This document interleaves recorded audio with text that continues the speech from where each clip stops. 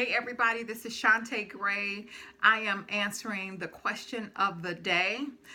Don't forget to connect with our real estate buyer agent mastermind group and our YouTube channel, Shantae Gray TV. As well, you can send me an email, shantaegray@gmail.com, and send a Facebook message. Messenger works great, or you could just reply, whichever is convenient for you. So here's the question. The question is from a buyer, and this is for buyer agents, by the way, buyer agents and even listing agents who may deal with buyers.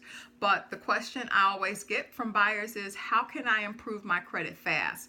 And as you may or may not know, I have wrote a book on credit repair, teaching people how to repair their own credit and not utilize credit repair companies. So this information is definitely coming from the book and from experience. All right, so the question is, how can I improve my credit fast? And they want to improve their credit fast so that they can purchase their first home or building or condo or whatever it is, even if they're second-time home buyers and they just need to make some improvements and they want to do them quickly.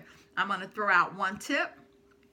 One of the tips definitely would be to connect with our credit repair course.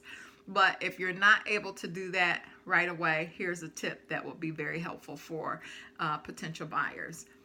One of the things that is a secret in the industry, and it may not be a secret anymore, actually. It may definitely be out, and hopefully it's out to a lot of real estate agents, is go on someone's credit card, a family member or a friend, as an authorized user or joint obligation holder.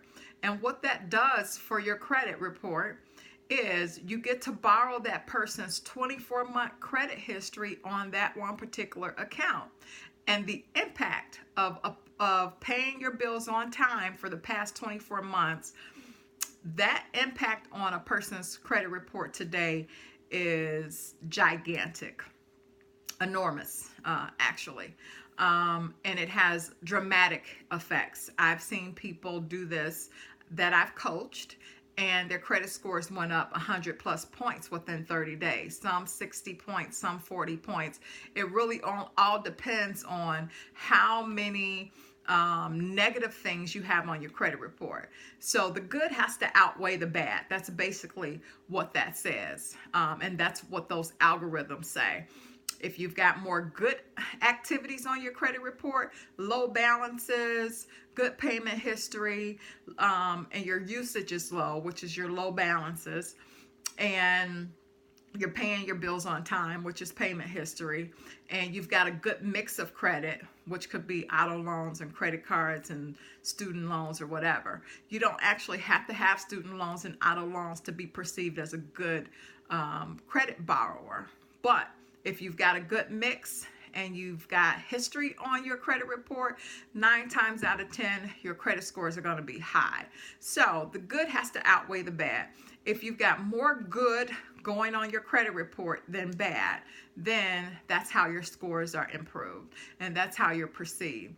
If you've got 20, 30 collections and one good account, you're guaranteed to not have a high credit score. So the possibility of improving your scores with just adding on that authorized user account or joint obligation holder account, it can have a little bit of impact, but if you've got a lot of collections, you're more than likely going to have to clear those collections up.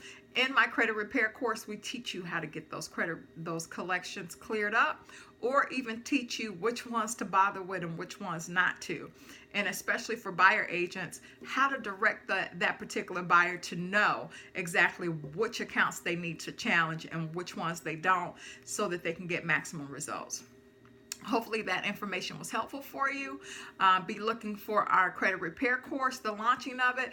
And if you need that 27-point checklist I use with my buyers so that my transactions go smooth and I'm sure to get to the closing table, send me an email or click one of the links. Have a great day.